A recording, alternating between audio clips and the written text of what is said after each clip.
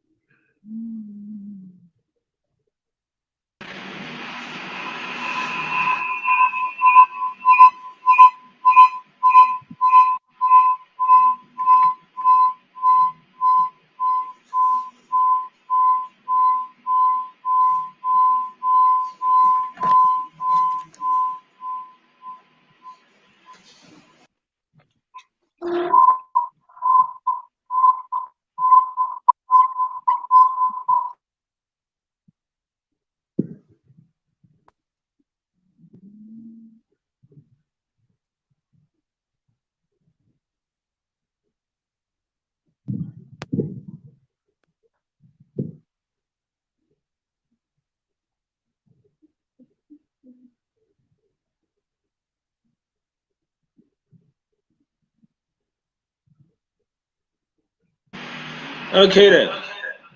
We're live on LinkedIn and we'll no, we're live on YouTube and live on Facebook.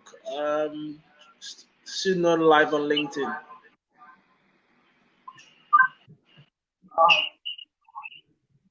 Okay. I understand we're also live on LinkedIn now.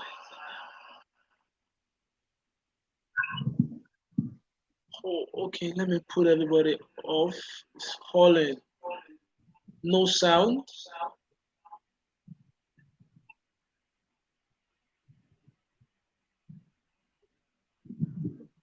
Newton, can you hear us now? You say no sound. Newton is saying it doesn't have sound. Can you hear us on LinkedIn? And Narakim, is he still holding?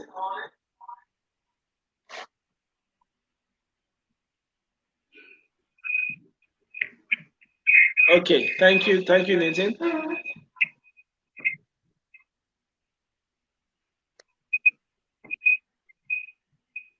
We just have to give us 2 minutes. Let's see. Okay.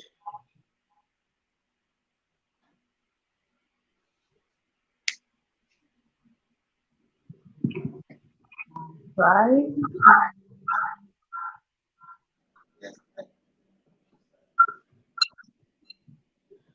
Okay.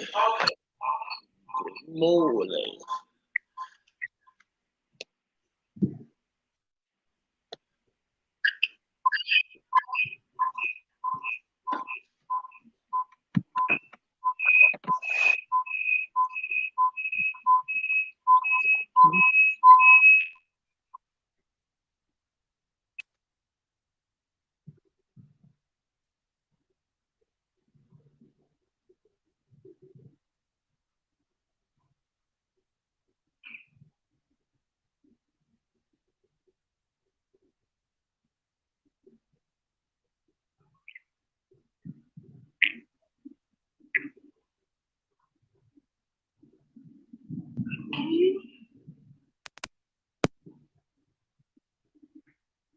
Um,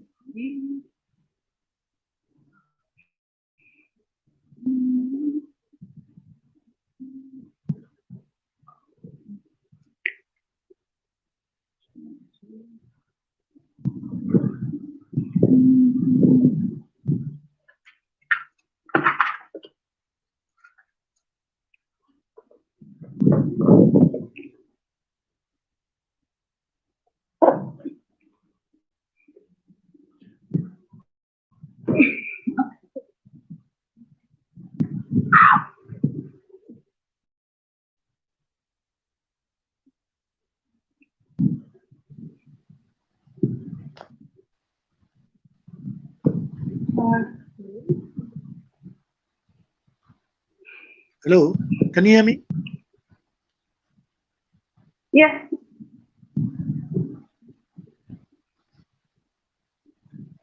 So, Okay.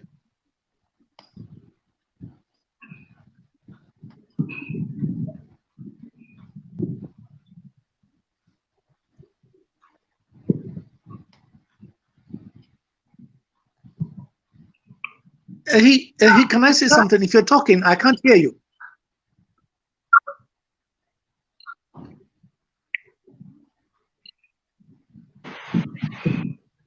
Can you hear me now? Yes, I can hear you now, loud and yeah. clear. Okay, we're good to go. I hope everyone can hear. Okay. Precious, please just help me with the chat. Just confirm if they can hear and there are no echoes while I continue. Thank you. Thank you. Welcome, welcome, welcome, everybody. My name is Ehizwa Imohimi, and I'll be your moderator for today.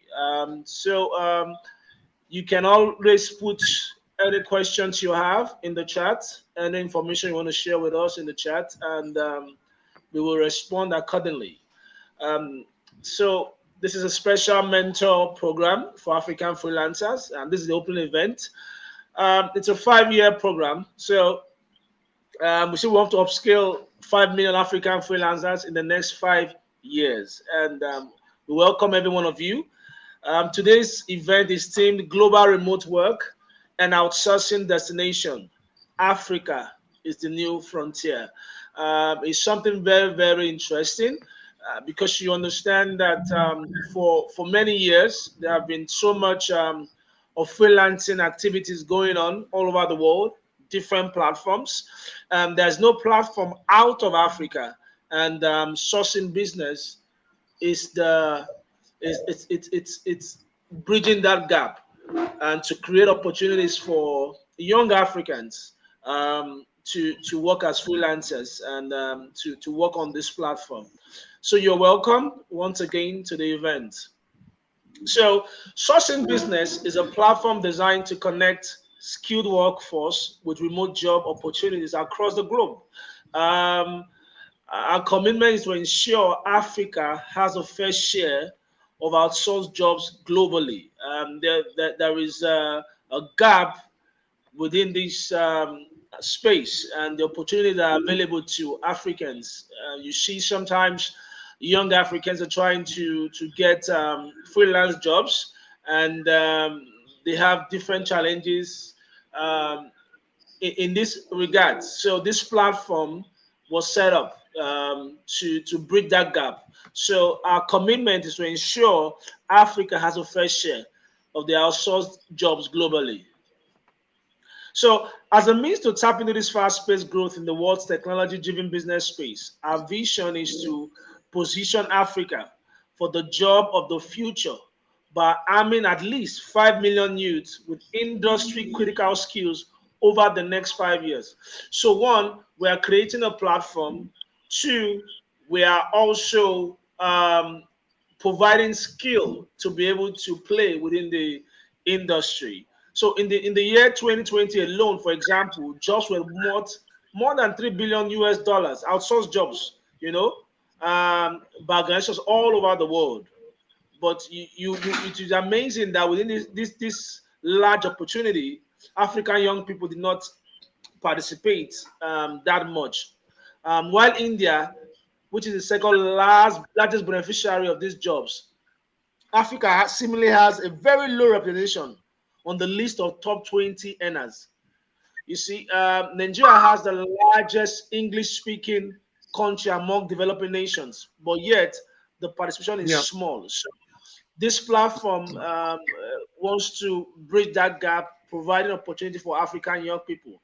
And we see that with the advent of COVID-19 and all its attending ills, organizations all over the world have become 10 times more inclined towards allowing employees work fully or partially remotely.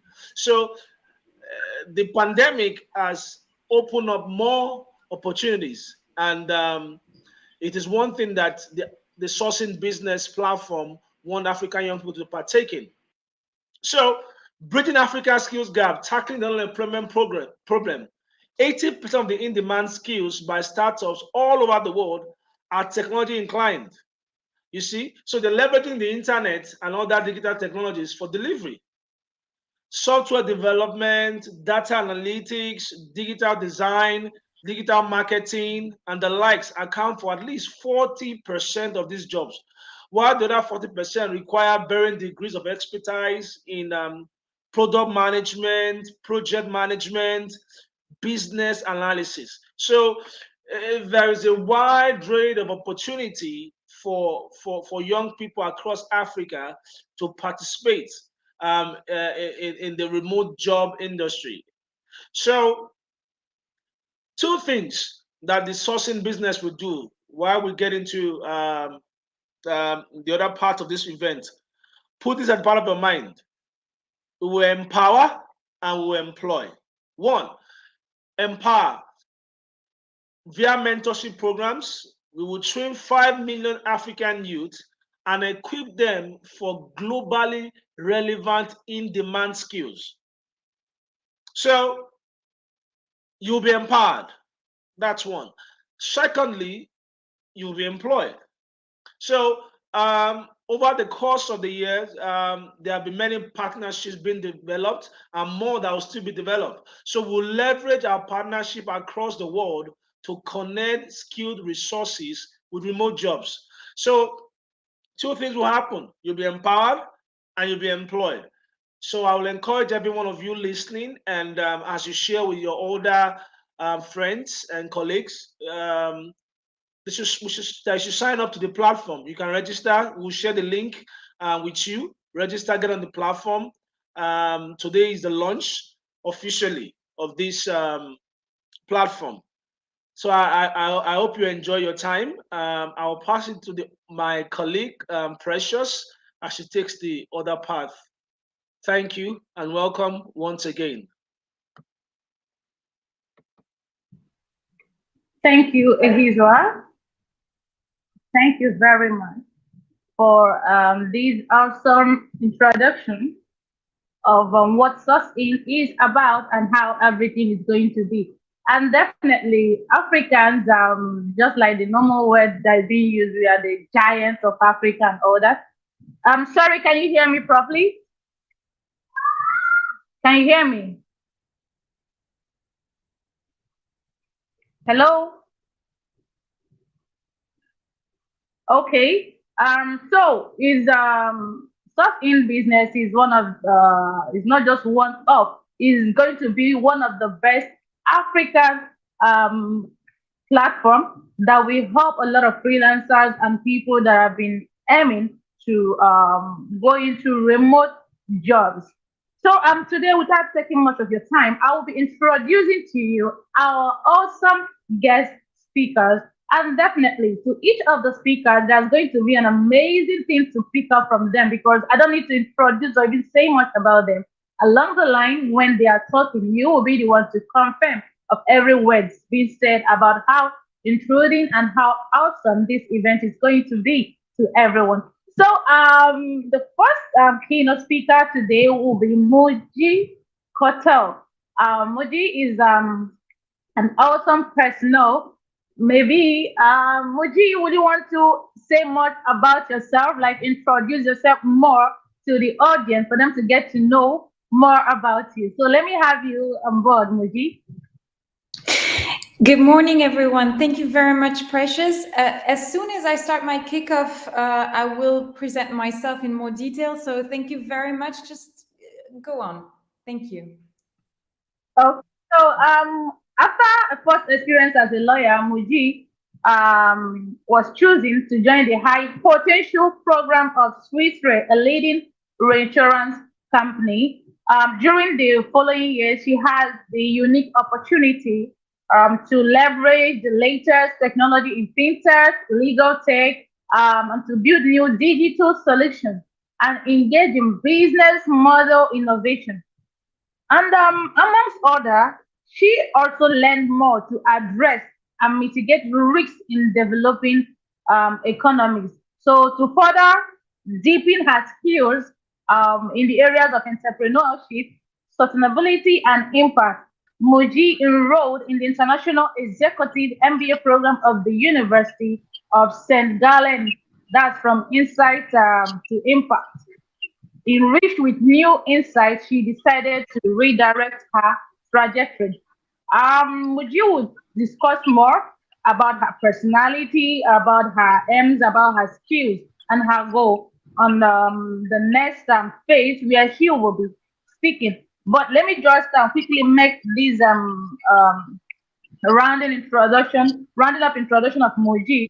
She sees a real opportunity with the for-profit world, that as the non-profit sector, to collaborate, build dynamic ecosystem, and shape their businesses model to pursue profitability and alongside impact and sustainability. Welcome on board, Muji. We will be waiting to hear more from you. So our next key amazing note speaker today is going to be no other than Professor Christian Daniel Jacobs.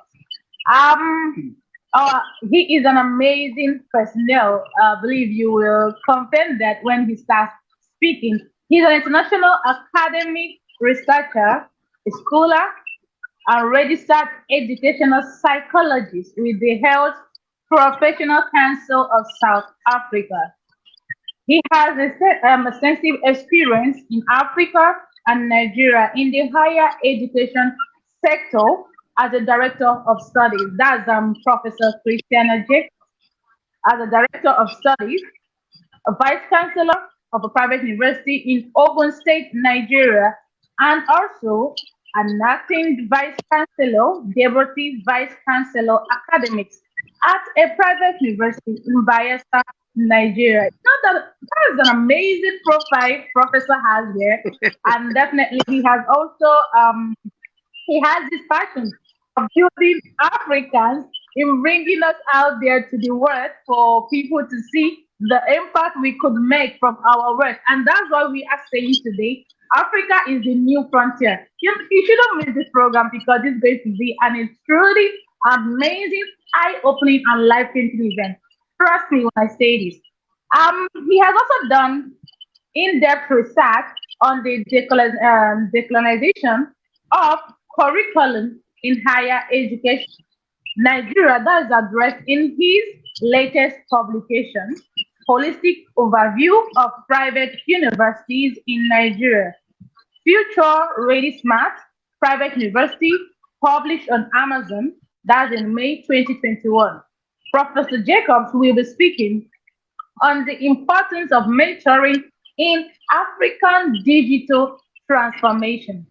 Thank you, Professor. Welcome on board. And we will be waiting to learn more from an icon like you. It's really a great honor having you on board. Welcome again, Professor. Happy to meet with you. I don't know if you want to say a hello to the audience before I move to the next keynote speaker. Would you want to wave to the audience? Okay, so let's move to the next keynote speaker. We have Dr. Gahib Fahad.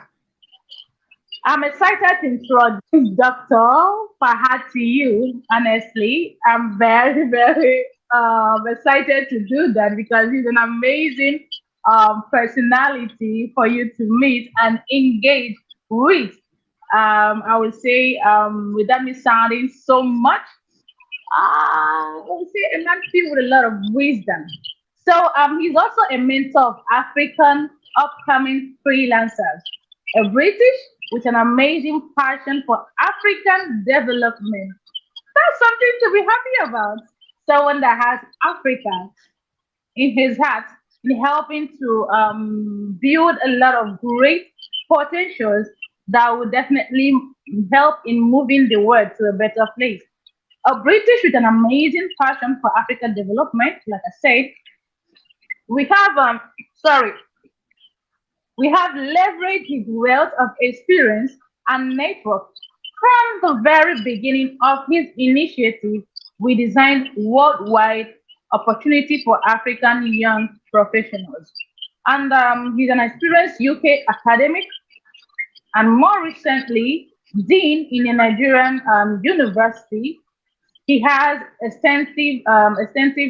international management and consultancy experience.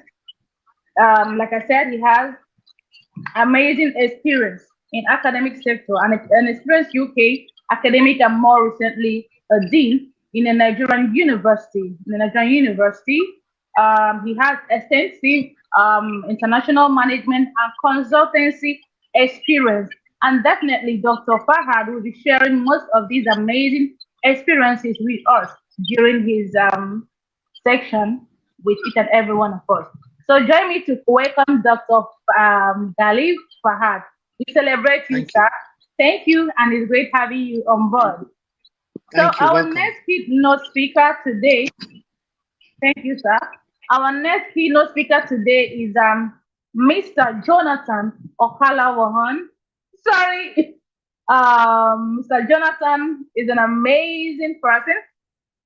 With the few minutes I heard him speak, he's just like a box of wisdom waiting to explode and impact a lot of youth, a lot of freelancers on this platform. Welcome once again, sir.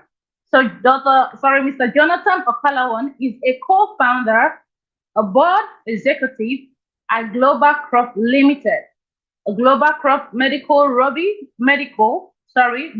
Crop Medical, Robbie Unique Natural Premium Products Limited. That's Robesco Energy Limited. That's an amazing profile we have here of Mr. Jonathan, and a C-level executive leader with expertise in all facets of business management, strategy and development, learning and change management, organizational management and leadership, marketing, information system, and project management to support global people through management operations. It's an awesome thing having you, Mr. Jonathan, on board. I believe each and every one of us here is so keen in waiting to hear and listen from your pot of knowledge, and for you to also help in building and strategizing a great African platform where people have to be able to not just being upskilled into the system, but being able to also perform effectively. Thank you very much, sir. Welcome on board. It's a nice, nice, awesome meeting with you. And we have Mr. Adekunle Olusaya, sorry, one of our amazing mentors. Mr. Adekunle, welcome on board, sir. It's nice meeting you. Mr. Adekunle Olusaya is a seasoned entrepreneur management consultant and business growth hacker. He is the founder of Revamp Group of companies with key interest in technology and management consulting. Adekunle is the director of strategy and business partnership of SourceIn BPO Limited. It's nice having you on board, Mr. Adekunle. We are wait to also share from your part of knowledge. And the last but not the least happens to be Mr. Femi Johnson. Femi Johnson is the CEO of SourceIn Business. He's an amazing young man that you wouldn't get tired sitting and listening to him talk. It's just like where you're sitting and learning from Bill Gates, or will I say that's the thing. Okay, so Mr. Femi, it's nice having you on board and welcome. So at this stage, viewers, I'll be leaving the mic to Mr. Femi for him to introduce himself properly, because I'm not sure I'm not sure I'm worthy enough to introduce an icon like him. Welcome on board, sir. Nice having you. Oh, good morning. Thank you, Precious, for that very heavy introduction. My name is Femi Johnson, and I think we are all, almost everybody on the platform this morning, we've been one way or the other having a connection and communicating. So I wouldn't want to do much of my introduction, but let's just go down to the event of today.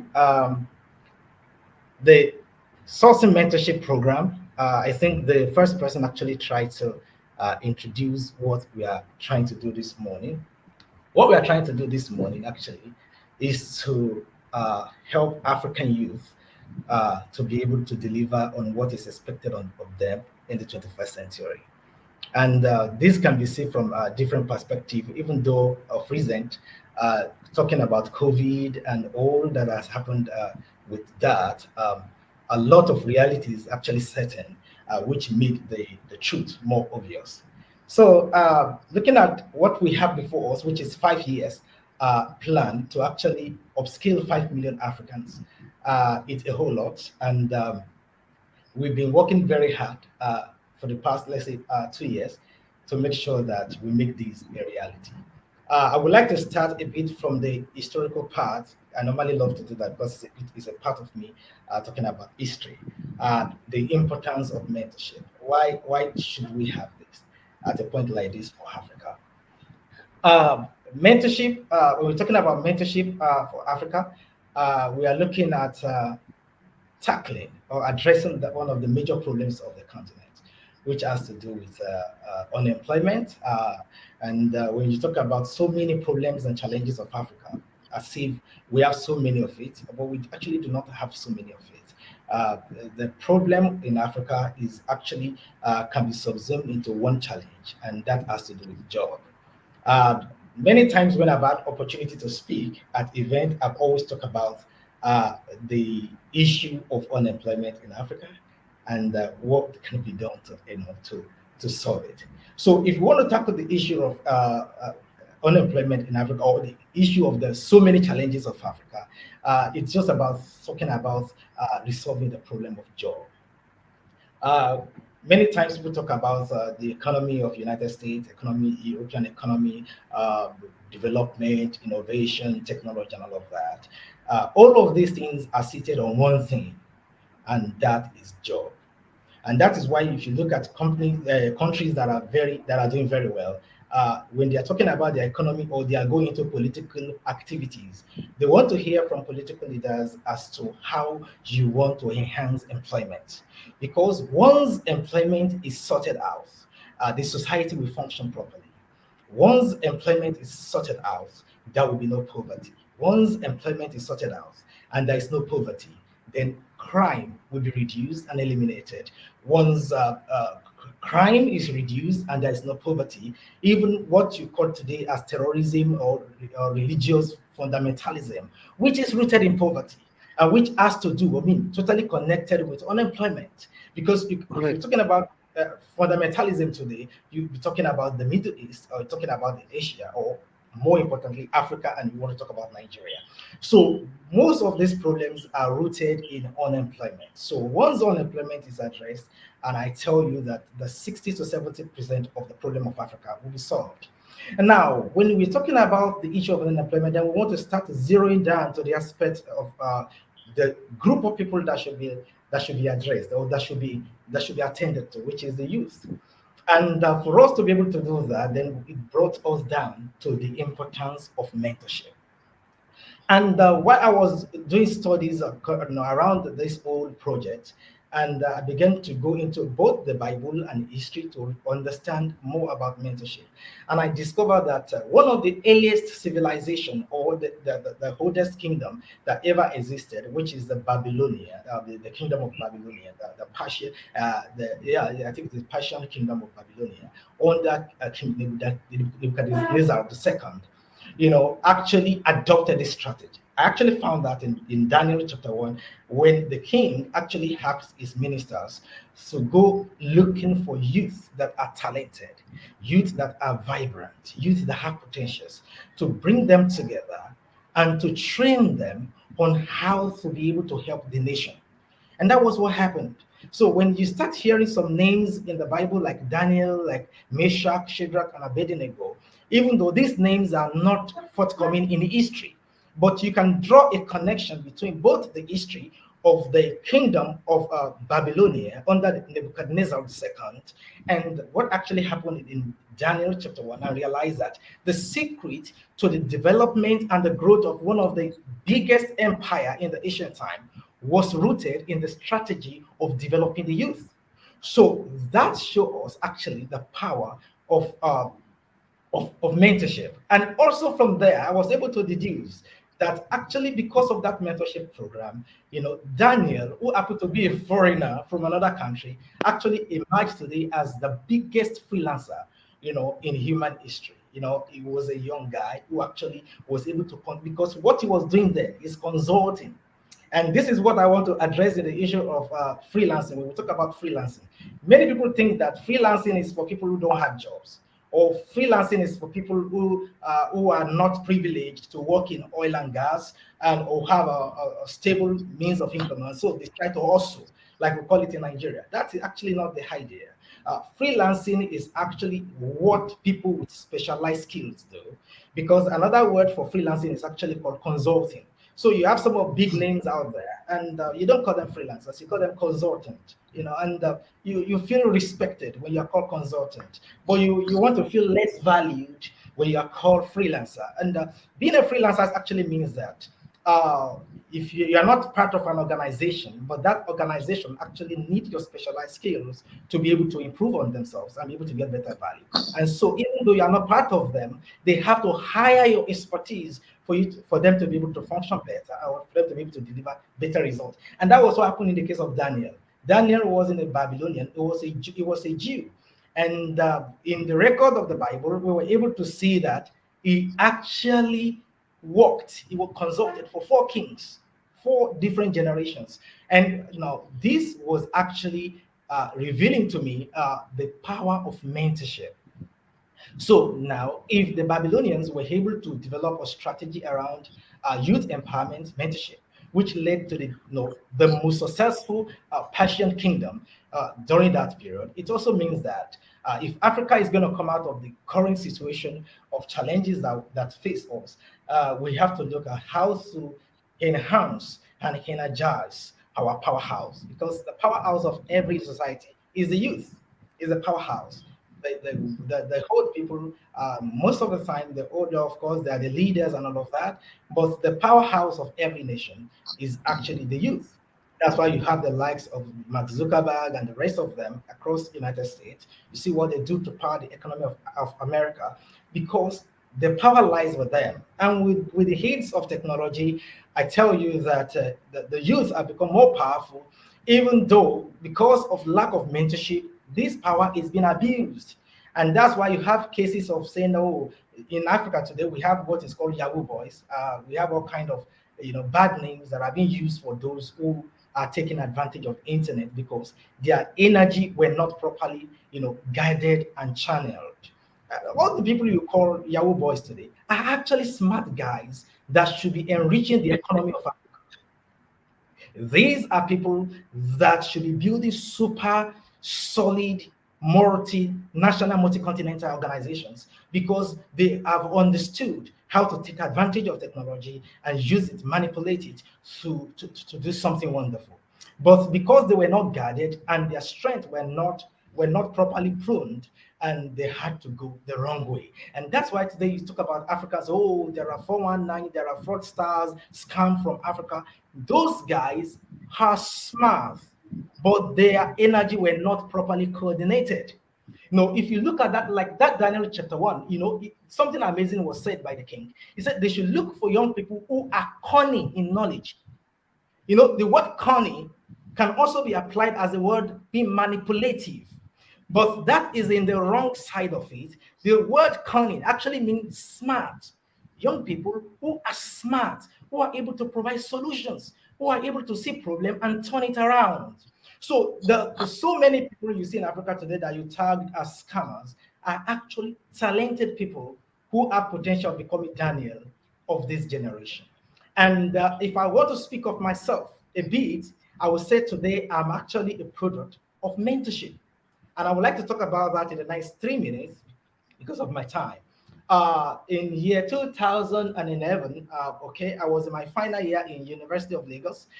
When I came to Unilag, I came in to study law. I wanted to study law, and somehow I couldn't study law, so I ended up in history and strategic studies.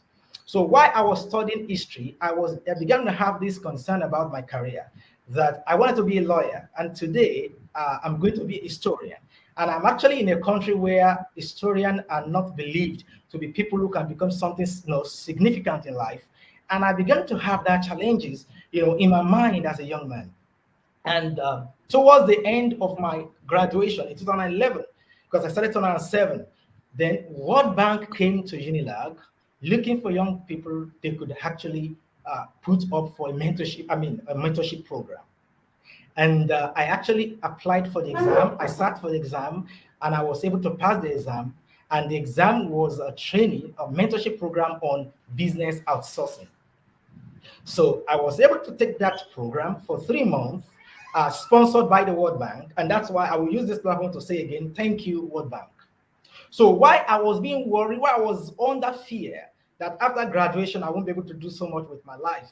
And here come an opportunity for me to learn something new. And it was then I was exposed to business outsourcing, and I began to see what Bangladesh, what India, what China, what the Southeast Asian countries, there's Brazil or South Africa, and many countries of Europe, what they are doing with outsourcing. I began to hear stuff about call center. I began to hear stuff about back end office. I began to hear a lot of things. Then that was how I was able to have a redirection from what can I do with my life to, I can now go into business outsourcing. So that was how through World Bank, my vision was birthed in what you can see today that I do. So you can see today, you can't call me historian, you can call me a business outsourcing specialist because of mentorship. And from that time, I've known and I've realized, and that's why when I started business outsourcing, I began to major in training because I could realize the power of knowledge transfer. And essentially, that is what we want to do. In as much that sourcing business is a platform where we develop for job for consultants or freelancers and employers to be able to connect and exchange service and value and service. We realize that there is this knowledge gap that must be covered, and that can only be done through mentorship. And that was actually what led to what we have today.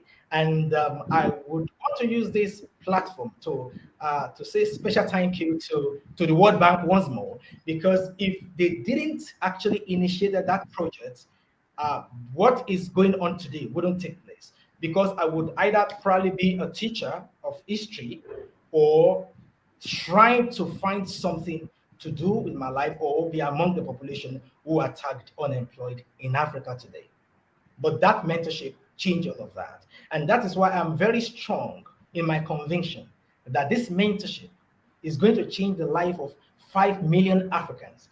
And I can't even wait to see that. Honestly, I can't wait to see that. And that's why I'm actually committed and giving all. And, dragging as many people I could drag around the world for us to come together to be able to achieve this. And also, on the final note, let me say that one other person that also inspired me to know that this is possible is actually Mr. Tony Lumelo, who is through his foundation, Tony Lumelo Foundation, that has been empowering young people who are struggling to raise capital to start up their business. And when that started, I said, this is what I've been thinking about. Even though I don't have that billions of dollars, to push out for startups. No, I can create a platform where without capital, you can actually start a career in freelancing and be able to earn a lot of money. Okay, then I also want to say special thank you to all the people in studio this morning.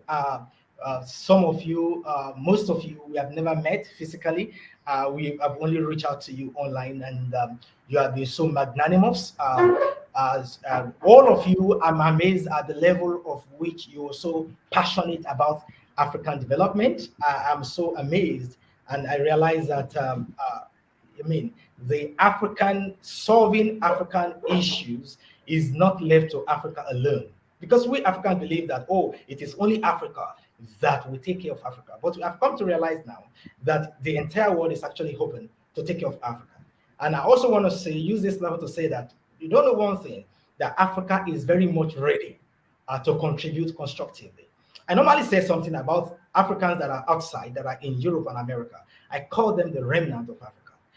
because when you look at what Africans are doing in UK, what Africans are doing in America, and I would say particularly what Nigerians are doing in US, in Canada, and in Europe, and you were like, wow, these guys are solid. Now, let me tell you what you don't know. What you don't know is that those people are remnants of African talent. The bulk African talent is still powerfully seated in Africa. And it is through freelancing that startups around the world can be able to access this wealth of human resources in Africa. And I tell you that it's going to be a win-win for every one of us because we're going to be contributing to you. When you outsource to Africa, it's cheaper than when you outsource to Asia. That's what I'm going to tell you. Because in Africa, we know how to manage our electricity, we know how to manage our water, our cost of living is quite low, and we can handle your job.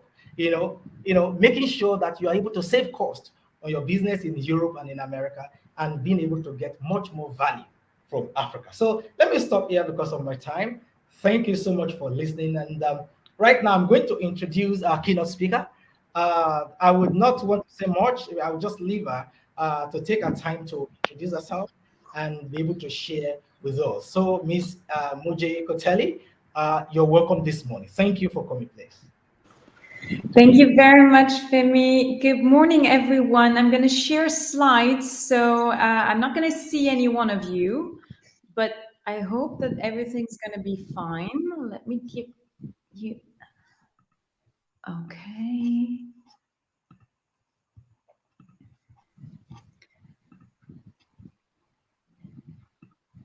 All right, Femi, can you just say yes, because just to confirm that you can see my slides? Yes, we can see your slide, please. Very good. Good morning, everyone. So I'm very glad to be here. Just like Femi said, I'm one of those that very much believes in the power and the future of Africa. And I'm honored that Femi chose me to do this kickoff session. I'm going to be speaking to you about global freelancing markets, Africa as a hub of promising talents. Of course, me sitting in Switzerland, I'm going to give you an external view on what is happening on the continent, and in particular, a viewpoint that comes from Europe. And I hope that some of the insights that I am going to transfer to you will give you some value add in the way that you will proceed from now on. Now, in brief, I am Muge Chetele. I hold a double master's degree in international corporate and commercial law. I just graduated from an international executive MBA. I have 7 years of experience in creating and selling digital solutions, in particular in the reinsurance and insurance industry. I am a board member at 2 organizations, one being the European Tech Chamber, the other one being Gen Switzerland, so the Global Entrepreneurship Network sitting in Switzerland. I'm a regular jury member in global startup competitions, including the Global Startup Awards Africa that is running right now. So if you're interested, go check. I started recently mentoring startups as well, in particular one that I'm accompanying in the development of the product up until the go-to-market strategy. And I'm a frequent public speaker at international conferences, mostly on topics related to innovation, technology, and business, which is the reason why I'm here today. Now, I would like to start with providing you a viewpoint for the gig economy looked at from the external point of view and on a global scale. So how does the labor market look like today, and where is it directed? Where do people go to? What are the interests like? And what you see here is that the gig economy is attracting more and more people, in particular the youth. And I'm going to give you some numbers on that. So you have 68% of individuals that would like to earn at least an additional income via the gig economy, at least an additional income. We have 36% of individuals that are in working age that are already independent or self-employed. And we have 37% of the members of the gig economy that are young, that are between 21 and 38 years of age. And we'll see in a moment what this means for the African population in particular. Now, another trend that we observe in the global market, labor market, is that people are more and more inclined to make sure to achieve a win-win throughout the value chain that they are active in. What this means is they would like to achieve a societal and/or an environmental impact via what they're doing in terms of work.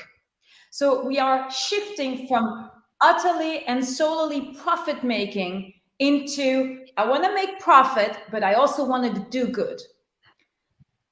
Another trend that we observe in the labor market globally is that there is an increasing wish for an unconditional basic income.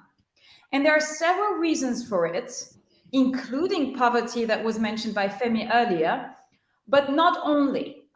There's also the aspect that if you achieve to maintain an unconditional basic income for all, then people can focus their energies on educating themselves and focusing their work efforts on topics that they are particularly motivated in and that they very much want to push forward. All right, this is to give you a global overview of what's happening on the global level, on an international level. Let's move on and look into Africa in particular. So these will be probably for most of you repetitions in terms of metrics, but I'm going to provide them anyway because I think it provides a context in terms of a view on the continent Africa.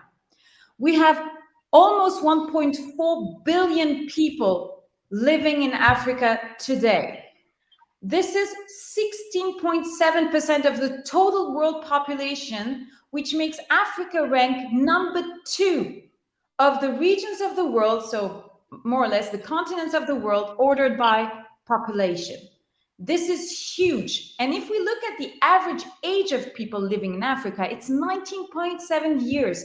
This is how young the population is on the continent. It's the youngest in the world. Just to give you a comparison, we have 46 and 47 years average in Germany and Japan and 43 years average in Switzerland, where I live. So imagine the difference. Imagine the potential that is withheld within the population in the continent of Africa. Now we have 54 countries in Africa, up to 2,000 languages spoken in the continent, and we have almost half of the population that is urban, which makes it, on a side note, very important to develop products and services that reach out to the rural sides of the countries, different countries as well. Now, to get back to what I was mentioning earlier, we saw that on a global scale here, we had 37% of the members of the gig economy between 21 and 38 years of age. And you see that in Africa, with 19 years of average in terms of age, we have here the potential that will engage within the gig economy and will be able to blossom there and add value to the entire continent and more. Africa holds right now an increasing percentage of around 10% of the world's freelancers. So this is already 1 out of 10 people that are within that gig economy and that freelancers economy, and that will be able right now to add value to everyone.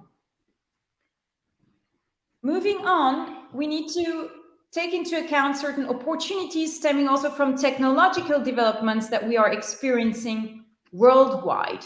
And this has been partly mentioned by Ehi, partly mentioned by Femi.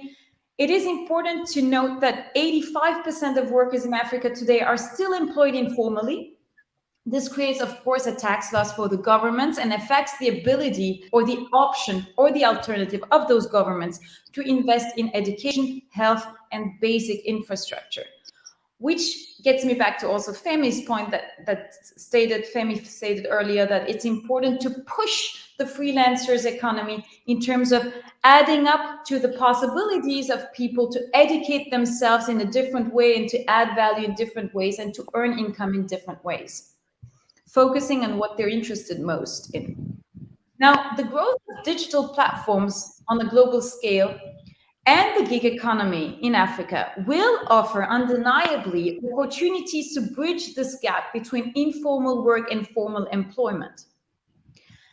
Adding to that, there is another development which is very interesting. The share of the African population with at least a secondary education was expected to increase from 36% in 2010 to 52% in 2030, which meant, or means still, that there is an increase of 15 to 20 million increasingly well-educated young people in the African workforce every year since 2010.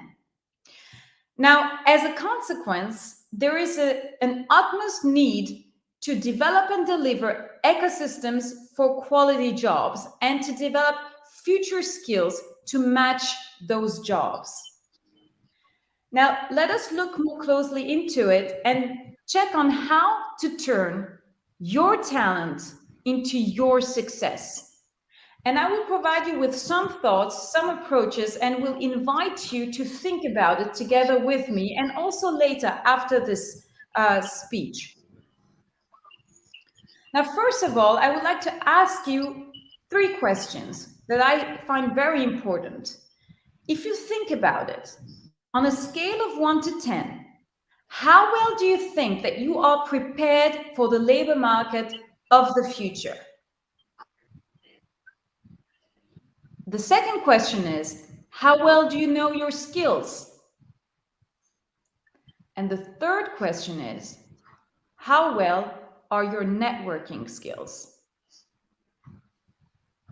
Now, note these questions down. We will look into further aspects in a moment, and we will get back to them a little later, and I will invite you to think about those also afterwards, after this morning. Now, in terms of future skills, I have melted them down to 5 core future skills here. They're also an amalgamation of findings and conclusions in research papers, in particular from the WEF and the ILO, and they are deemed, and also in my view, they are deemed to foster and enhance the employability of people on the market. And in particular, they're important for freelancers in terms of positioning themselves on the market. The first one is the enterprising mindset.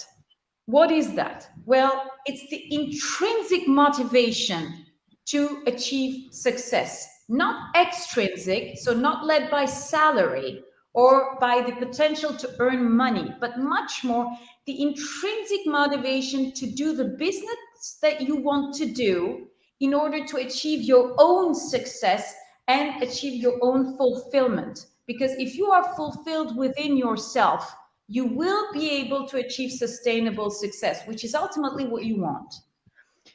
Enterprising mindset also means the ability to take risks and to take initiatives.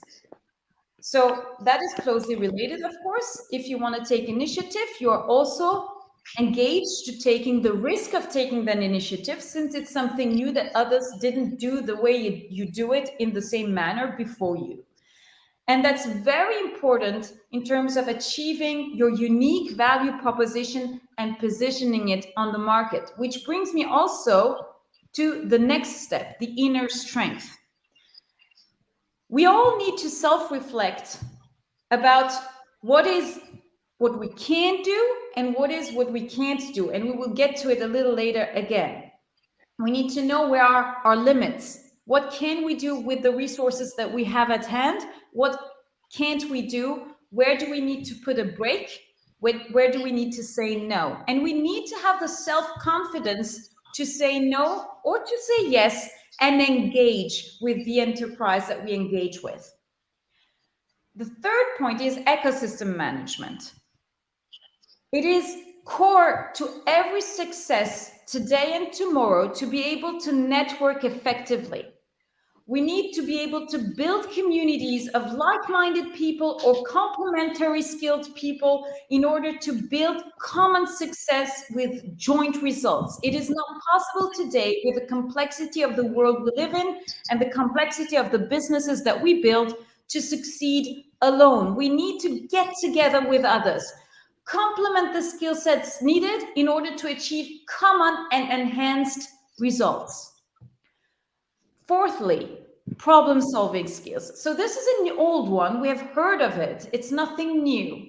But we need to look at it from a different angle. It's not only the ability to think analytically, but it's also the ability to recognize patterns in activities that we do and that others do and trends that we observe.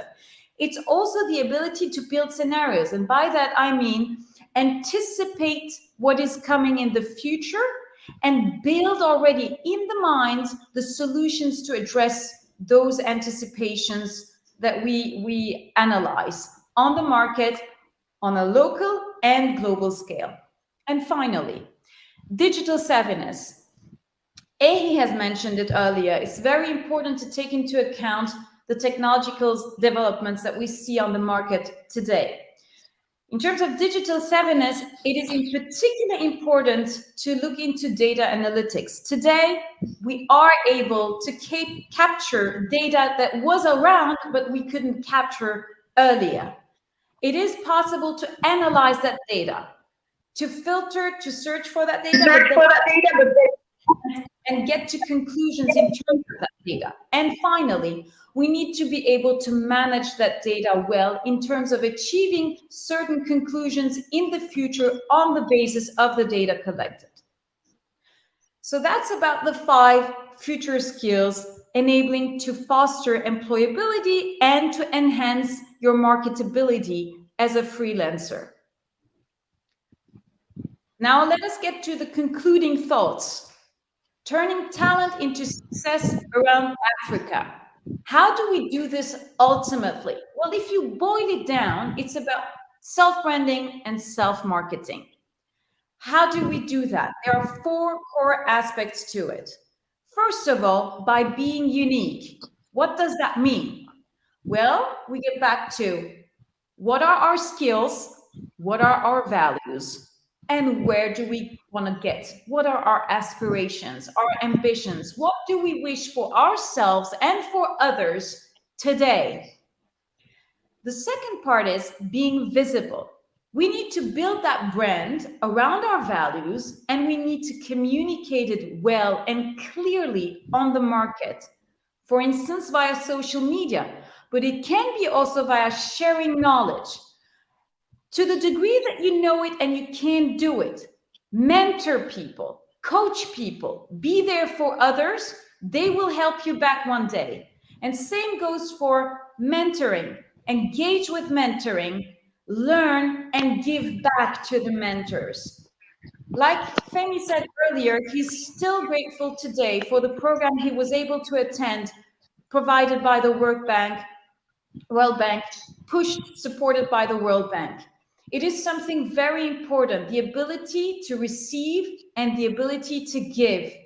It's something that has nothing to do with our pride or ego. It has something to do with seeing the value of getting together, joining forces and achieving common results, joint results. Now, the next point is knowing what we can fix and what we cannot fix. This stems from the ability to prioritize and the ability to choose our battles. We need to know what problems we can solve alone, what problems we can solve in combination with complementary skills.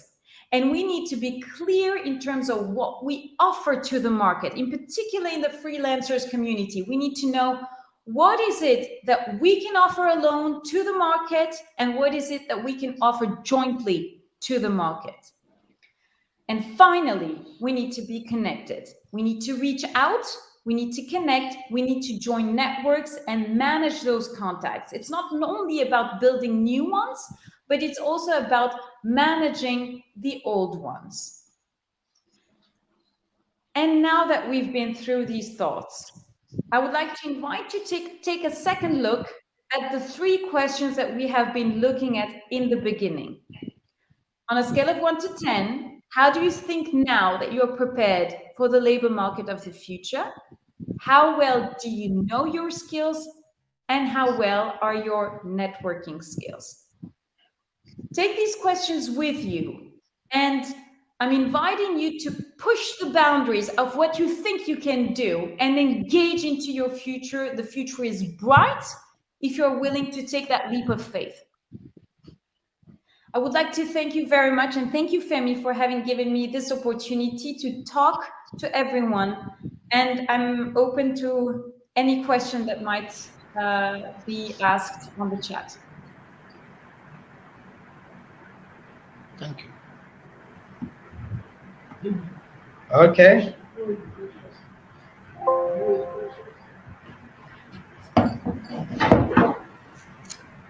Precious, are you there? Yes, I'm. Okay, all right. So thank you, Ms. Muje, for the beautiful presentation. And definitely we're going to have questions. So as the questions are coming on, while you are still around, we can have those questions, addressed to you, then we can be able to take care of them. So I think right now we need to go to the next speaker. That I think Precious had actually earlier introduced Professor Jacob. So, Professor, you're welcome, sir. It's your time.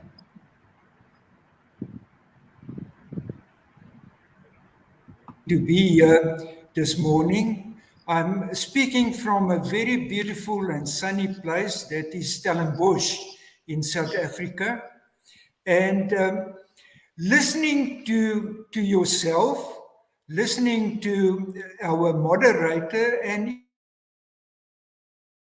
even to Madam Chair, you must really excuse me. My whole presentation is going to change because I've got so many new insights, and I really want to make it practical. I want to share some ideas with all of you, and especially to those young people that are interested to join the mentorship program that will be conducted by myself and Dr. Fahad.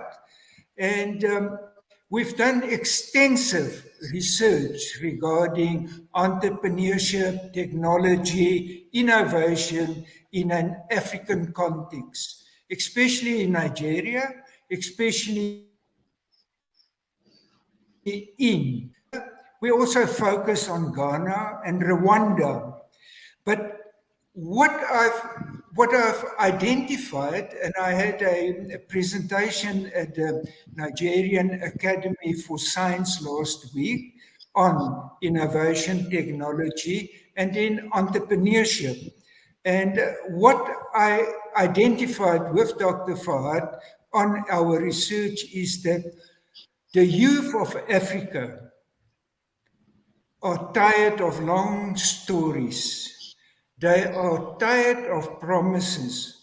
They want to see tangible results. They want jobs. We experience in the higher education system, especially in Nigeria and also in South Africa, so many undergraduate and graduate students that will not find employment or they will be underemployed. Luckily in Nigeria, the National Youth Corps is taking a little bit of pressure away from the labor market because they got an opportunity to earn some money for 1 year. But what is really happening to a corp, his or her service, stepping into the world of work? I also asked the question at the Nigerian Academy for Science conference, are the innovation entrepreneurship centers at our higher education institutions, especially in Nigeria, do they really add value? And I was shaking my head and I said, I don't really think so. We have to think big, we have to think bigger, like Ben Carson said. So we really have to do a mind shift, over-promise and under-deliver.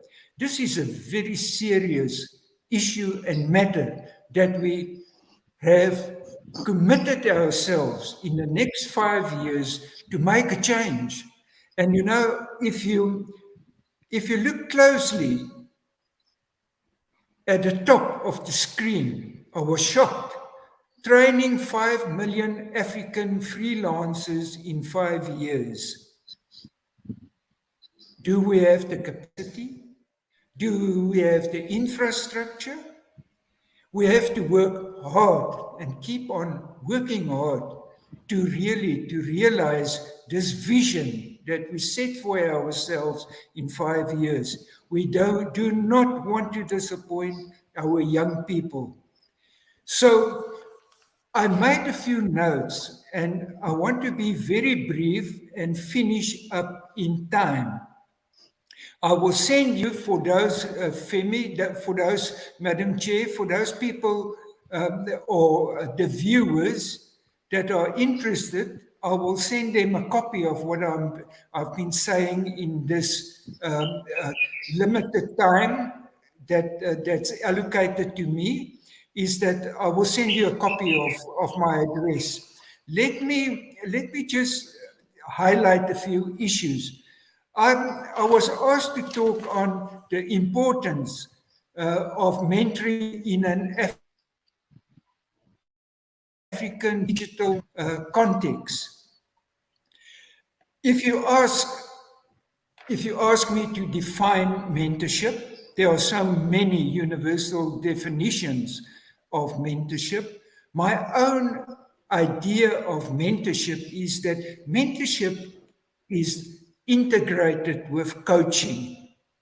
On the one side, it's life skills. On the other side, it is business skills. And integration between those two concepts will bring you to mentorship and coaching. And myself, to introduce myself more directly, I'm a psychologist, so I'm more than a mentor or a coach. I approach things out of a scientific basis, out of a psychological, theoretical framework as a psychologist. I want to support those serious, and I want to emphasize this, I want to mentor, coach those serious-minded mentees to join my program that myself and Dr. Fahad will be conducting with an open mind. And we want to prepare you for freelancing. A new concept maybe. Femi, I really appreciated the way that you described it and identified it, and also Muji talking about that. Is that what is very important is that we want our mentees to enter a very highly international, competitive freelancing environment or market with confidence, self-confidence, and also the whole aspect of self-assertiveness. And then I do believe, and that is what I'm trying to put down as a promise, I will be available 24/7. What does that mean? If I don't speak to a mentee directly, 24/7 via email, the digital platform. And then every mentee that will successfully complete the mentorship program will get a certificate from the Institute of Business Psychology. I'm the international chairperson of the advisory committee. They will get a accredited a certificate for completing this mentorship program. So it's not just a talk show. The other aspect is, remember, we will sign and come to a memorandum of understanding based on the psychological contract. It's not a talk show. I'm not going to waste my time. I want to work with serious-minded young people that want to make a difference in Africa. And then what I want to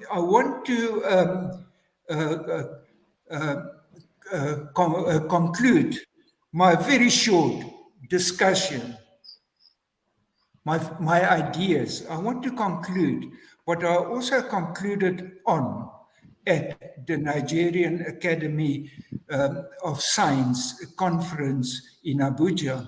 I want to conclude is that most freelancers, entrepreneurs, they fail. Why? It's not about capital. It's not about angel capital, money. They fail because they don't have a plan and they have not been trained. They don't. I think, Muji, you were talking about know yourself. You gave some questions asking the young people to give you a kind of feedback. They do not fail because they don't have money, that there's not opportunities, in this case, a digital platform, experienced professional people like myself, you, Dr. Fahad, that can support them. They fail because they don't believe in themselves, and secondly, they're not trained at all. And this is this idea, this platform. We want to make a difference. We are Africans.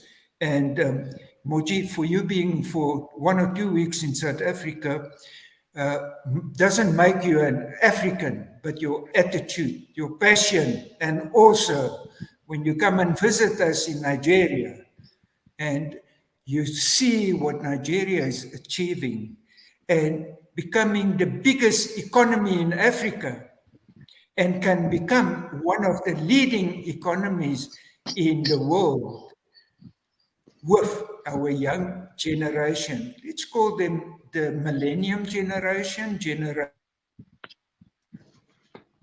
Z, things differently. We are going to mentor them in, this is a concept that myself and Dr. Fahad coined for the first time in Africa, and that we've done research on in the 5th industrial revolution, where space is becoming the new frontier, and it's also going to create so much opportunities for our freelancers in Africa.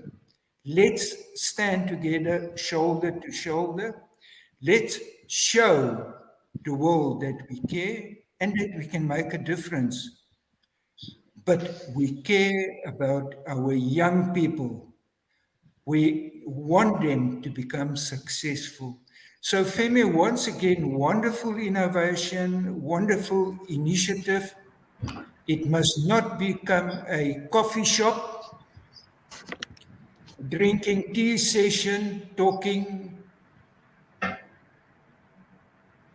from the British will say, let's put money buys the whiskey. Let's put our mouths to where we want to be. Let's less talk and more action. So everyone, thank you so much. And I do hope we can have open discussions very soon with our mentees. You are most welcome. I really want to Thank you, add value Professor. to them, and they will also add value to our lives. Thank you so much. Thank you so much, sir. We really appreciate uh, that very powerful, introduction for me. That is introduction because most of us are going to be having more of you in the next 3 months, which will be the first stream of this program. So thank you, Professor Jacob. We really appreciate it, sir. Okay, so while the moderators are busy in the background trying to address, work on questions and all of that for the speakers, let me just invite the next speaker, Dr. Fahad. Myself and I have so many ways I would like to actually introduce Doctor, but I would just say that we have this special connection that actually has really reassured me about the future and the opportunity that is available for African youth. And so I'm going to leave it there and let each and every one of you have that experience when you encounter him in the classroom and during the mentorship program. So, Doctor, you're welcome, sir. I think you can have the floor now. Thank you. Thank you. Thank you. Everyone, welcome. Good morning, good afternoon in South Africa and elsewhere in Africa. I think when I first came upon the opportunity that Femi was expressing, I was really heartened because Professor Jacobs and I have been for a number of years been talking about the Nigerian educational system, how to improve the youth employability, and so on. But can I just say, when our chief presenter was talking, I came across an idea that I said about 30, I shouldn't say it, but 38 years ago in one of my classes. I was looking at a group of Africans and I said, you're here in the UK, it was in Scotland, you're here in the UK, and many of the British people think you're irrelevant. And I said, by default, one day they will come seeking Africa. How prophetic. I thought to myself, I should have been a prophet like Daniel. Because what I was talking about then is that one day the youths of Africa will rise just by statistics, demographics, and whatever. And whether the West likes it or not, they will have to look to Africa to source many of their innovations, many of their ideas. What can I say? I think I also like one of the expressions that John F. Kennedy gave. Think not of what your country can do for you, but what you can do for your country. And I think this empowerment system that Femi is talking about is what the youth need today. Less talk, less reliance on government projects and so on and so forth, and more reliance on ourselves, on empowerment, on altruism, true altruism, social justice, and all those things that will make society a better place. What can I say? As a teacher myself, I learned a lot through mentoring. I learned when I was supervising PhDs that there's two ways of supervising a PhD. You can either dictate, which would result in a failure, or you can mentor, nurture, and get the best out of the candidate. And so I always went for the second method. So I've learned a lot about mentoring. By the way, mentoring also facilitates thinking in the person that is acting as a mentor. But again, the remit I got today is on employability. And the notes I have here was saying how relevant are our skills. And our chief speaker has already identified 3 questions I think that everyone should really identify. But I think in Nigeria particularly, we still have a curriculum that is really outmoded, outdated, and totally irrelevant in the 21st century. Professor Jacobs and I have said this time and again, and we've created a lot of enemies. I don't mind those enemies any day because I really enjoy it, is that we need to empower our youths with skills that the rest of the world need. And a program like mentoring for outsourcing activities and skills is what the world is heading for. And can I say, I'm a marketeer by background, and we don't say problems, we say solutions to problems. The corona, in a way, God forbid, and I hope it disappears, has created an environment where things that would have taken 10, 12 years to materialize or to crystallize, Professor, my word, crystallize, are now coming to the fore. Because what's happening now is that the things that many of the Western countries were not thinking of is possible today. And the digital age is making it easier and easier. I was listening to CNN News this morning, and always you must look at the news and read. And they were talking about an African platform. There's a cable, I don't know the technological things that are going through, but there's a cable now being connected through West Africa and will go to the rest of Africa from Europe, which will mean that in a few years' time, 3 or 4 years down the road, digitization and internet facilities and so on would be far better placed than they are at the moment. Believe it or not, even as I'm speaking to you, I've had 3 failures in the technology, and I've had to go to backups to ensure that I can actually talk to you today. So I'm delighted to be part of the mentoring system. I think we need to empower our youths. The youths are our future. I speak for myself and Professor Jacobs, our generation has done something, but now we need to empower. And I like what you said, Chief Speaker, in that mentoring is a possibility of getting help yourself at a later date. I like that. It's altruism at its best. You give not because you expect it, but you give because one day down the ladder, as you're coming down, someone will remember you and say, this guy helped me through the journey. So to all the possible mentees across Africa, there will be no jobs. The jobs we have to create ourselves. And the creation of those jobs is going to come mainly from outsourcing. I would have given a long lecture as a marketeer on why outsourcing has been made possible and so on. But suffice it to say, our chief speaker and Professor Jacobs have highlighted that we should do less talking and go out there and look for systems. But can I just conclude by saying something? Mentoring is not about dictation. It is about nurturing so that the skills, the talents that the average mentee has will actually be crystallized into a force that an outsider who wants to outsource will see and say, yes. It's not just in terms of competitive advantage in terms of costs, but in terms of the offering that you're making. We need to make sure that in a few years down the road, the outsourced material to Africans is superior to the best. And the Indians have proven that with call centers to the UK and to the United States. They made sure that all the employees had the right skills. In fact, the minimum grade was actually to be a graduate. So in conclusion, I would say yes, this is a possible area where we should really be heading.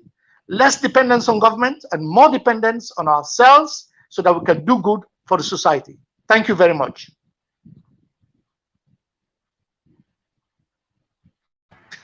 Wow, Professor, that was my very mentor is deep. clapping there. Yes, that was very Thank you. deep and very insightful. Yes, I don't know if Mr. Jonathan is ready to take the floor before Mr. Depole will have to come on because we're trying to also maximize the time right now. Mr. Jonathan, Yeah, you're Mr. welcome, sir. Femi. I remember when I reached out to you, it was quite towards the very end of all the long time of arrangement and all of that, and it was amazing the level at which you embraced the idea and was just so ready, to get on with it. So really, I want to say a special thank you to you, sir, for your time and all you've been doing, and the same, big thank you, massive thank you to all our speakers who have spoken. So, Mr. Jonathan, you're welcome, sir. I think you can have the floor. Thank you very much, Mr. Femi. And it's a pleasure to be here on this global mentorship program, the opening event. And it's when Mr. Femi and I spoke for the first time, I was very curious about the idea because someone that watched trends, and you could watch about how COVID, actually, as bad as COVID was, but we can see a lot of offsetting positives from COVID. And now I believe this is an idea whose time has come.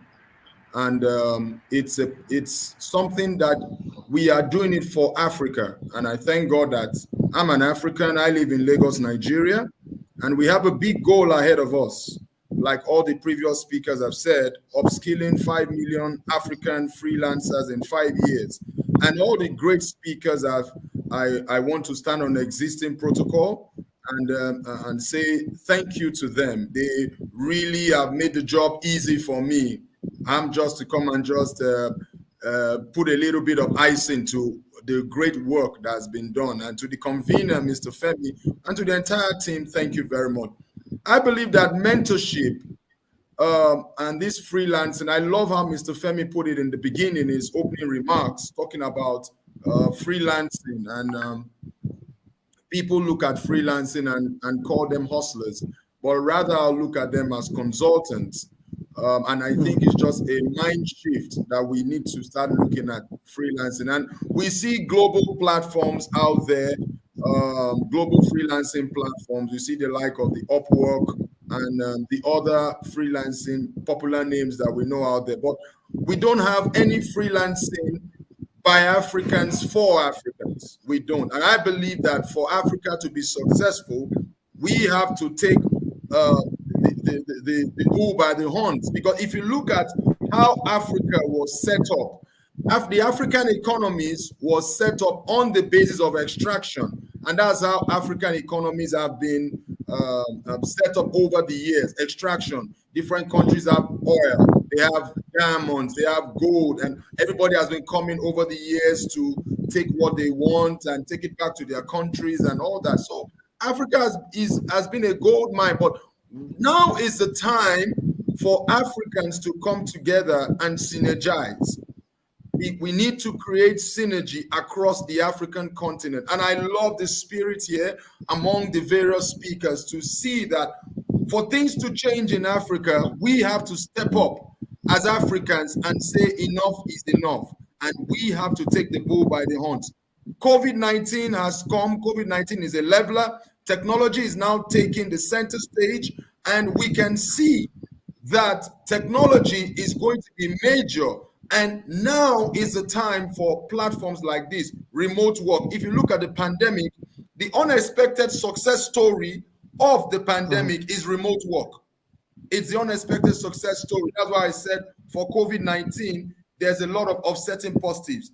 It has been said that whatever negative situation that happens to you, always look at the offsetting positive. COVID-19 has come. We are moving into a post-COVID era, and whereby the world is going to move forward. You hear phrases like the new normal and different things. People, how do we move forward in a world that is drastically changed by COVID? How do we move forward in a world that technology is taking the center stage? Now is the time for this idea, and that's why I was excited to put my shoulder to the wheel. You see, and the beauty about this is that an employee's ability to give value from anywhere, anytime, any place is a game changer in this pandemic. And that is why we are talking about this mentorship program. I have some slides to share, but I know that the time is very short. I don't know if I'll be able to still share my slides, but let me try and see if I'll be able to still share my slides for. You can go ahead and share the slides, sir. Okay, thank you very much, Mr. Femi. Okay, I'm not going to go through everything. Okay, can you see the slides? Okay, it's loading. So it's a great effort that has been done, and global remote work. I also love the idea about Africa is a new frontier, and that's the beauty of it. I can sit down and talk with you for hours and hours on the opportunities that I see and that I'm exposed to in various sectors of the economy, of how we look at foreign direct investment that is being pouring into the African continent. We can see the fintech space. We can see a lot of things are happening. We can see a lot of mergers and acquisitions. We can see a lot of foreign FDIs pouring into the African continent. Now is the time for Africa to rise up. And I believe that for those of you who are listening, this global mentorship program is going to give you the necessary tools, and with the faculty that is involved here, they are going to give you what you need whereby to succeed. Of course, we believe in Africa. That's why we are doing this. Mr. Femi believes in Africa. Prof. Chris Jacobs believes in Africa. Miss Mugi Kuteli believes in Africa. Gabab believes in Africa. That's why they are here speaking about this and knowing that the future, the opportunities that we have available for this continent is going to be actualized. And I love the way Mr. Femi put it in his opening remarks, talking about mentorship and the focus of the youth. Sorry, I think my slides are quite heavy, so it's still processing. So I think I'll just continue speaking. I love how I put it about talking about going back into the days of Babylon, talking about how looking for youths who were cunning and people who could drive the future, because it has always been about the youths. And I believe the last speaker talked about what John F. Kennedy said in 1961. He talked about, ask not what your country can do for you, but what you can do for your country. And I was thinking about it this morning, that many people, we complain about things are not working in Africa and different things and the government and different things. what are you going to do? I've never seen where complaining changed things in an economy. We all need to get to work. Barack Obama said change will not come from this person or that person. Change will come from you. We are the change that we are looking for. And for Africa to change, we have to change. So I believe my slides have come up, but I know I've spent majority of my time. And let me see. I thought about this to talk about the future of work in a post-COVID world, because we're talking about the future of work here. This global platform, it's all about the future of work. And I really love these times because it is exciting times that we live in. Work as we know it has changed. Now you're hearing in the workplace about on-site, remote, people are going to hybrid. And the world can never be the same after COVID. And that's where we're looking at the future of work. So how is the future of work going to be like in a post-COVID world? Because that's the era that we live in, the future of work. I'll skip this slide, of course. Yeah, that's my profile. Okay, now we all saw how COVID took a hold of the world beginning of 2020, and of course the world has not changed since as the world has changed since COVID came and we went to lockdown. And over the past 2 years, it's been quite very tough and challenging. But yet, amidst the tragedy and uncertainty that we all saw, there's hope. Individuals and communities responded with empathy and strength, and we could see organizations are now beginning to take fast action to protect their workers' health and safety. So, and also we can see that ecosystems came together to leverage their collective and complementary capabilities to effect meaningful change. Now, does it mean that the future looks uncertain? I don't think so. I believe that the future is certain, because as human beings, when challenges come, we rise up to the challenges. What we can say is that the sudden shift to digital has provided a once-in-a-generation opportunity to imagine everything about how we operate our lives and about how we run our organization. Everything has changed about the 9-to-5 office culture. A lot of things have changed. I'm trying to hurry up because I know my time is short. Of course, we are seeing now that we have like collaborative tools now, like Slack, are playing an important role in a new kind of headquarters for the digital first world. And we can see opportunities for digital transformation are expansive and well-ranging. All right, let's look at 5 key things for the future of work. Now, flexibility, track results, reinventing leadership, new skills, and trust. Flexibility is flexible. Before we know it, 9-to-5, you go to a place, you sit down. Now employees can work from anywhere. Track results. Now it's no more on, I have to come and sit down in an office. You're actually tracking my results. There are global remote opportunities that are open all over the world. Somebody can be in Nigeria and be working for a company in Silicon Valley. We are looking at new skills are coming into the fray. We're also looking at the element of trust, because trust is key in business. Now, the future is flexible. The world is ready for hybrid work. We are tracking results now, but not ours. We are reinventing leadership. Emotional intelligence is a new gold standard. We are seeing accelerated digitization and the reskilling imperative. And employers are trusted to deliver and employees are trusted to thrive. Mr. Femi, just notify me once my time is up so that I don't keep going on. My slides here are loaded. I have 64 slides, but I don't think I can go through everything. Yes, you have 3 minutes more, sir. You have 3 minutes more. I'll try to wrap up. I'll wrap up with this slide. So we can always talk about the other slides later. For the past several months, governments are saying in their press speeches and different things, we're all in this together. Now, COVID-19 has come. It was a crisis, and we are fighting it together. And we are going to win, because right now we're on the path to recovery. We are seeing platforms like SourceIn business, which is a very, very brilliant idea, a big goal whereby we are upskilling 5 million African freelancers in 5 years. We are creating a platform whereby people can say that they can feel good and say, this is by Africans for Africans. And the faculty that's involved in this is ready to see that the young people that come on board can succeed. And we can look back in 5 years' time by 2027 and say it was a success.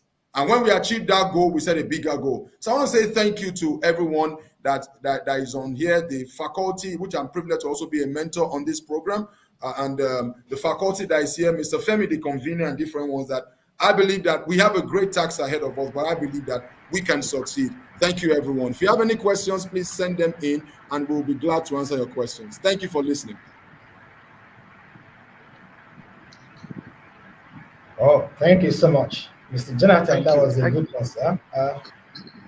I actually didn't know you actually prepare a slide. So I think we have a couple of questions already, and the first question is going to our keynote speaker. The question states that how do you think African freelancers on sourcing business platform can leverage outsourced jobs in Europe? Although I think you mentioned some of the key skills that are required, because I was actually listening, and some of the things that need to be done, but probably you might also have to use another 2-3 minutes to explain, probably to the curiosity of the questionnaire. So just help us address that. How do you think African freelancers on sourcing business can leverage outsourced jobs in Europe? Shall I give it a go, Femi? Yeah, please. I think that the question is an interesting one. Most probably, it would be even more interesting to look into how European businesses can leverage the power and the potential of the young people and the young newcomers in Africa. So while I understand where the question is coming from, I'm pretty much sure that the real potential lies in the ability of the European markets to understand how to leverage the potential that is in Africa. But I will answer it anyway. I think that most of the countries in Europe understand that the ability to understand Africa is the future of the sustainable success of their own companies. And so in terms of being capable of connecting with those businesses, I would say becoming visible and becoming heard and building a brand that can be leveraged by the businesses that are based in Europe is key in order to be able to benefit from these opportunities, and by that same move create a win-win for both sides of the story, right? But I truly believe that while this question is very much understandable, it is much more the responsibility of the European businesses to understand how to identify and leverage the talents that are in Africa. Okay, thank you. I think that was a good one. Then I will also say that I will encourage my African friends, brothers and sisters on the platform, that one of the things you need is your ability to be able to build trust. Because whatever you put out there, what's going to happen is that somehow along the ways, people will give you benefit of doubt and give you a try. And when you are given that opportunity to come forward, what are you bringing forward? And that's one of the reasons why we are actually having this mentorship program to ensure that we help as many people on the platform to be able to upskill. So what I would say is that let's get ourselves ready, because the world is actually waiting for us. So thank you for that. Let's look at if there is any other question. I don't know if, okay, Precious, are you there? Yes, I am. All right, please, you can go ahead with the questions, please. Okay. Hello, everyone. Good morning. Once again, thank you for staying with us for this amazing session. And yes, there are questions popping up from different participants on some things they want to be cleared about. I believe Moji have tried her best in answering or attending to one of the questions, which can non-African participants, participate in the mentorship program?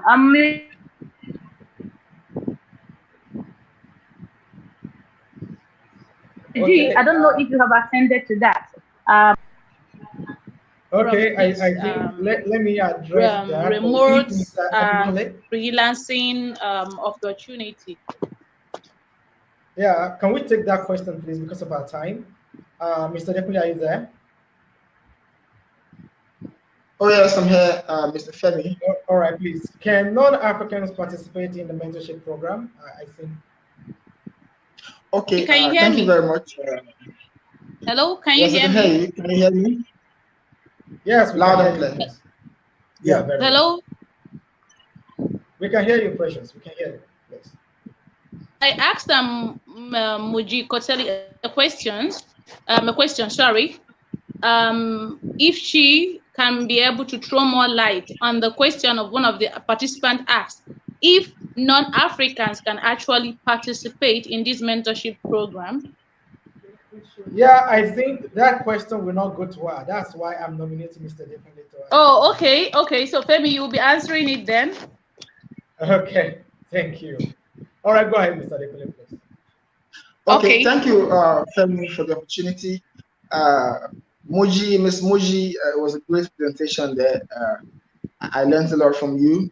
Dr. Fahad, Professor Jacobs, thanks for the insights that you shared.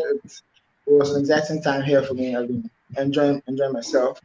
Thank you, Mr. Jonathan. I enjoyed the session too. So, can non-Africans participate? Yes, the mentorship program is focused on Africa.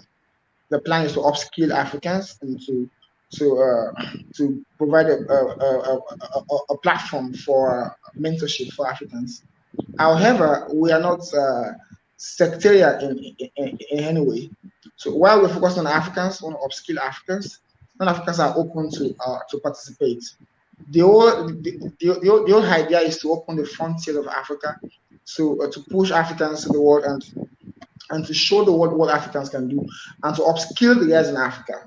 So yes, non-Africans can participate in the mentorship program, and like Professor Jacob has said, is willing to give his time 24/7 to serious-minded students, serious-minded mentees. So yes, as far as you're serious-minded, you're ready to put your ears down. Yes, I think it's in order to have non-Africans on the program. All right, thank you. We have like 12 minutes more to go. So, Precious, do we have more questions?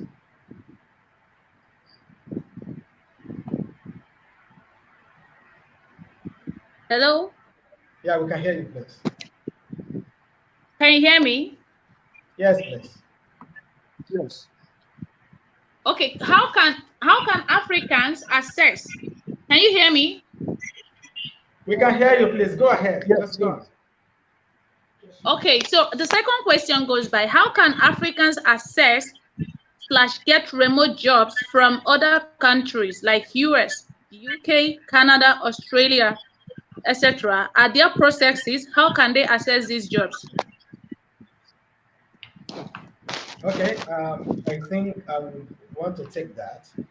Now, I said something earlier on. The first thing you have to ensure is to ask yourself, do I have what they need? Do I have the quality they require? The standard, the worth on their jobs. And that's why I come back to say again that this is the reason why we have mentorship on, to ensure that we have refined individuals, competent, professionals on the platform that can be able to deliver. But as far as on the side of the organization sourcing business, we are making sure that we are launching African talent on the platform to the global community in a big way. And a lot of plan on ground. You can have this in the open, like the mentorship is public and all of that.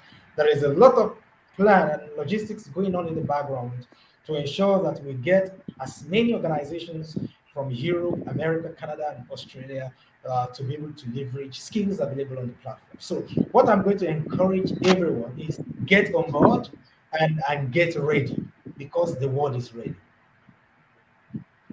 All right, thank you. So do we have more questions? Okay, currently now there is no, sorry, a minute. Let me go through the charts from different participants. Okay, for now, this is the one that just dropped in. These two are the ones that just dropped in. Maybe before the end of the program, we could be able to assess more questions from the participants. So let's keep going. I think most of them are still trying to post some more questions. Maybe they are being delayed Okay, because of the I network think issue. if I have to speak on the aspect of can non-African participate in the mentorship program, I would also want to say that there are three dimensions to participation on this mentorship program. You Okay. can participate as a mentee, you can participate as a trainer, you can participate as a mentor. Right now, aside being a mentee, we still need more capacity in the aspect of the trainers.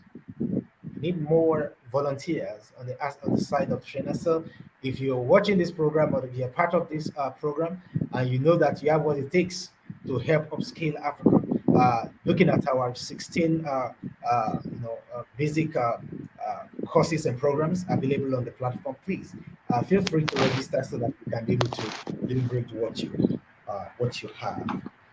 Then I think someone is pushing a question to me here. Oh, okay. How do you register? I mean, if you look at the screen, you can see the link that you can use to register on the platform, which is sourcing.business/mentorship. So go there and register either as a mentee participant, as a trainer participant, or as a mentor. And for trainers and for mentors, it is required that you attach a CV so that your experience and your background can be verified and we can be able to know how appropriately we can leverage your skill. All right. Okay. So I don't Sorry. know. Uh, a question just popped in now, Mr. Femi. Okay. Someone is asking how long the mentorship program will last. Like, how long is it going to be within us? Is it going to be within that 5 years? And that five Okay. years, are there any opportunities for them to practice what they have been mentored on, like they having access to jobs while still being mentored? Did you get the Okay. question, or should I Yes, repeat it back? I get the question. I get the question. What I would say is that the mentorship is going to be in series, and each stream is meant to last for 3 months. So for those who are starting this month, it's going to last for another 3 months, and another group will come on board.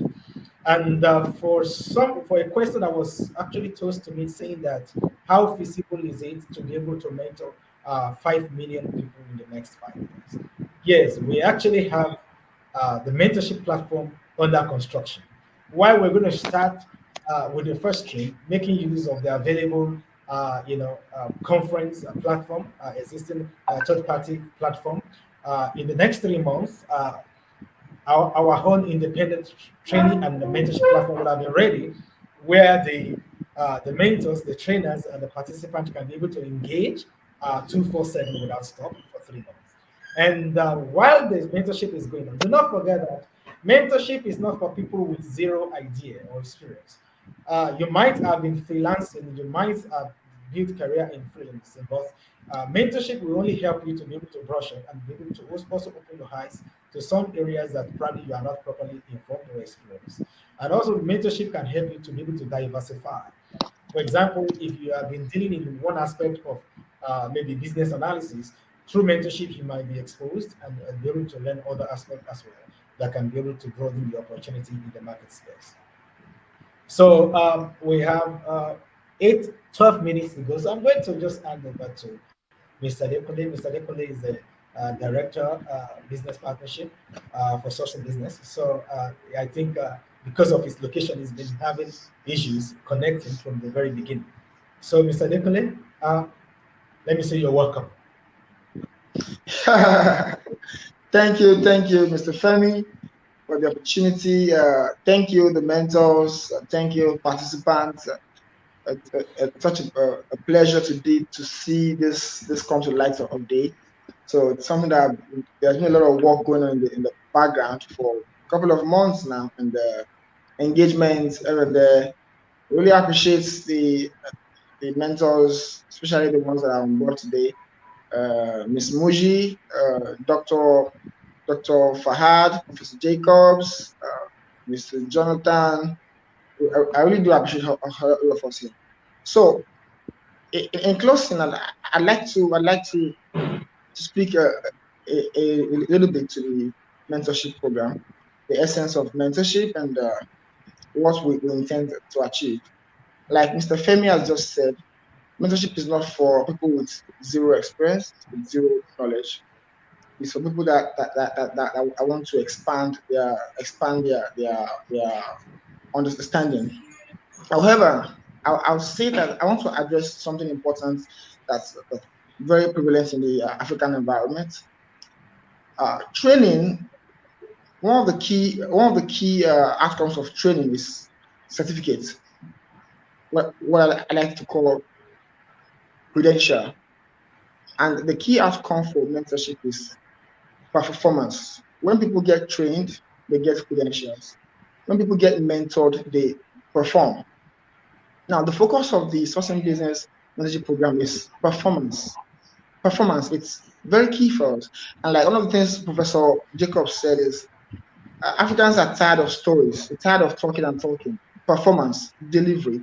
And in my humble opinion, mentorship is perhaps the most effective way to engender performance. Now, as against the credentialed mindsets mindsets. So I come from a country where you want to attend a conference, a 4-day conference, and get a certificate. You want to attend a 2-month course, certificate. So on LinkedIn, you now have on LinkedIn just meets MMM, MSc, PPP, ABB, that kind of thing. And it's fine, yeah, it's fine to have all of that. But the focus of this program is performance. So we have the trainers on one side who will be imparting concise skills. Now, I say concise skills because as against training, offering training data science, we have something like Python for business data analysis. As against saying that we're training people for graphic artistry, we say graphic design with Dreamweaver or something. So we're imparting concise skills. That's what the trainers will be doing. While we rely on the mentors to impart the more important soft skills like negotiation, like partnerships, building trust, contract negotiation, emotional intelligence, and all sorts. So the idea for us once again is to engender performance, and I do trust and hope that with our combined efforts of the mentors, of the trainers, and of the participants from everywhere in the world, in the next 5 years and even before then, we will convene again and again and we'll assess ourselves. And I believe that if we all get our hands on deck and we're committed to this, it can be achieved. It can be done. Once again, I want to thank everybody for being here today, for joining me. And I'll say that if you have not registered for the mentorship program, the URL is scrolling now under the screen at sourcing.business/mentorship. You can register as a trainer, as a mentor, or as a mentee or a trainee. And we have 16 faculties ranging from digital marketing to business analysis to content development. And we'll be launching the first train of the mentorship program in the next 2 weeks. So the very first stream of the mentorship program starts on the 19th of February. That's when the first stream will start. It's going to be holding weekends, Saturdays. So we have a couple of trainings, 2 weeks of trainings, then we have a mentorship session. Timetable will be shared in due course so that as many of us as are interested in participating can prepare ourselves, clear our schedules, and decide to take some break off the family gatherings, off the hanging out with the boys and the girls, and participate in this program. So once again, I want to appreciate everybody, and I'd like to hand over to the CEO, Mr. Femi, if he has any additions, if he has any other things to add. Mr. Femi. Okay. I think all that needs to be said has been said, and all I can say right now is thank you, everyone. And for those who are yet to register, please get on board and register. Let's do this together. You know, to build a community, it's never a one man's job, and talk less of to build a continent. So we believe that we cannot do this alone. We need everybody to join us in different ways. You can, and sometimes you see to do great things in life. Sometimes or most times it doesn't require money. It requires will. And that's why you see that either you're rich or poor, you can fulfill your dream. And what we have on ground is a vision that worth it, a vision that deserves it. And what it requires is will and not even money. Okay, so there are a lot of ways you can get involved. You can reach out to us so that we can all do this together. Because what we enjoy today is, you know, quote unquote, the investment of those who are gone ahead of us or those who are ahead of us. And whatever we do now, what we're going to leave behind for those who are coming, you know, behind us. And like Prof had said, you know, our generation is a popular generation, and there's so much that is also expected of us because some of the resources and some of the technology, some of the facilities we have access to right now. People like Professor Jacobs and Dr. Fahad didn't have access to it 30 years, 40 years ago. And so there is a saying that to him much is given, more is expected. So from us, this generation, so much is expected of us. And for me personally, like I said at the beginning of this program, I am a product of mentorship sponsored by the World Bank. And that was like 11 years ago. And that's why today the burden is on me to make sure that I pay it forward. So this for me is an opportunity to pay it forward. And that's one thing I believe. Even if we don't end up upskilling 5 million Africans in 5 years, we will end up upskilling one African in 5 years. I believe that person also might also be able to pay it forward. And that is how we make the world better. Okay, so please, in any way capacity, you can join. And I also want to especially thank everyone who have been supportive in Nigeria, in Africa, in Europe, in America. So many organizations we are already in communication and are already showing a lot of promises and a lot of encouragement. I would say that thank you, and we really appreciate you. And I want to tell you that Africa will not disappoint you. Africa, we have been known as a continent of builder. We have contributed immensely. When you remember what we did in the Industrial Revolution, we provided a lot of resources and human capacity. During the First and Second World War, we provided a lot of human resources in the military and in resources. You know, in America, when you look at the history of America, go and look at the beginning of the development of American economy in the agriculture, in the industry, factory. Africans. That's why you see a lot of African settlement in America today. These were Africans that worked, you know, towards the building of America. And I want to say today, it is time to build Africa. And Africa is reaching out to everyone, every part of the world, every continent, that you can join hands with us. If you have Africans doing great in your continent, in your country, that is the remnant of Africa. That is just an highs of what we have in Africa. So in Africa is seated a bunch of talent, and if we are able to harness those talent and able to pull them together, there's so much to be drawn from Africa. And if the world is going to expand in growth, it is time to break out into Africa. Because I will tell you that the rest of the continent of the world are already saturated. And if there's going to be any advancement, any betterment for the world, it is time to start pushing into Africa. And I will say that we are ready because we are the new frontier. Like Mr. Jonathan has been, also rephrasing. This is actually the truth. We are the next phase. We are actually the hope of the next phase of global development. And I want to also say on behalf of African youth that we are ready and we will do everything possible to make sure that we do not disappoint the world. So thank you, everyone. Ms. Muje, thank you. Professor Jacobs, thank you. Dr. Fahad, thank you. Mr. Jonathan, thank you. Precious, I appreciate you. Izoa, Mr. Dekunle, we've been on this together. And all of us, well, many of us, we cannot be together in the next 5 years. And like I would like to say that subsequently we're going to be having this kind of session. And as we make progress, we'll be sharing with public. and what has been going on. And I want to say, if you have any young people around you, tell them to leverage this opportunity. So thank you. And if you are on mute, you can unmute yourself. Uh, Feel free to speak up because we are done now. We have less than 1 minute. So please thank everyone. Thank you, everyone. Have a great Thank day you. and see you soon. Bye. All right, thank Yeah, you. Bye bye. thank you, everyone, and it was a pleasure being here with everyone, and look forward to seeing everyone soon. Thank you. Yes, thank you. Bye bye. Prof, doctor, see you. Bye bye. Yeah.